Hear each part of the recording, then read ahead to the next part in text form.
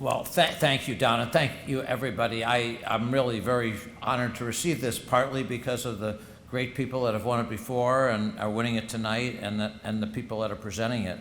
I thought I'd probably tell you a little bit about how I got here, which hasn't been straightforward.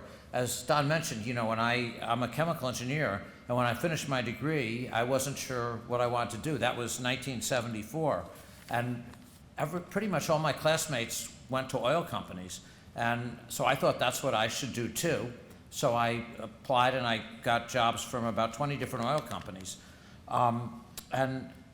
But 4 of them actually were from Exxon alone.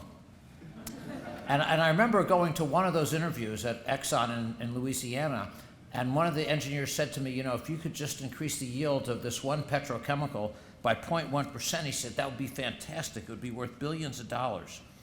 And I remember flying home to Boston that night thinking to myself that I really didn't want to do that. 0.1%, that doesn't seem like a great impact. And it made me think about what I wanted to do, and I always had this dream that I wanted to do something with my education that could improve people's lives. And when I was a graduate student, I spent a lot of time starting a high school for kids in Cambridge, poor high school kids, to develop new chemistry and math curriculum. And one day I saw an ad to be an assistant professor at City College of New York to do just that. So I wrote them a letter applying for the job, but they didn't write me back. But I really liked the idea, so I found all the ads I could to do something like that. I found about 40, and I wrote to all these colleges. A lot of them weren't even that good, but actually none of them wrote me back. So it made me think again, well, how could I use my chemical engineering background to help people? And I thought about medical research. So I applied to a lot of hospitals and medical schools. They didn't write me back either.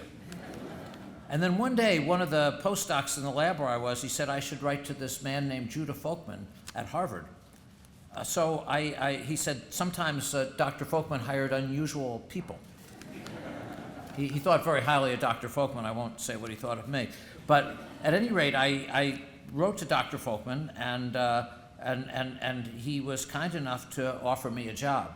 And I was actually the only chemical engineer working in the hospital, maybe the only chemical engineer that worked in a surgery lab before. And the projects that I worked on involved 2 things. One, trying to isolate and discover the first substances that could stop blood vessels from growing. These are now called angiogenesis inhibitors. And 2, which was critical to that problem, and isolating these substances and testing them, we're developing plastics that could slowly release these substances, which were large molecules. And no one had ever been able to do that before. And in fact, the people working in the plastics area, they all had written that it was impossible. So I actually spent 2 years working on this, and I found actually over 200 different ways to get it to not work. But finally, I did discover a way that could do it. Yet, nonetheless, when I first presented this work and wrote it up in different places, pretty much all of the scientists in the plastics area, they said, well, we don't believe anything you just said or what you just wrote. They said, this is just not possible. And so shortly after that, one of the things you do in academia is you try to receive funding. So I wrote a lot of grants, and my first 9 were rejected.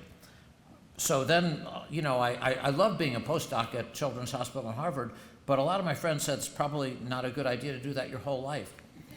So I started applying for faculty jobs, and I'm a chemical engineer, so I wrote to apply for chemical engineering positions in different universities, and not a single university in the world would hire me. They all said, trying to do this cancer research in a chemical engineering department is ridiculous. So I ended up in a nutrition department. Actually, it was at MIT. And that would have been fine. The guy who hired me, he was like what I'd call a benevolent dictator. He didn't ask anybody else in the department what they thought, but he liked me, so he hired me. And that would have been okay too, but the problem is the year after he hired me, he left. So a lot of the senior faculty in that department decided to give me advice. And their advice is, I ought to leave too.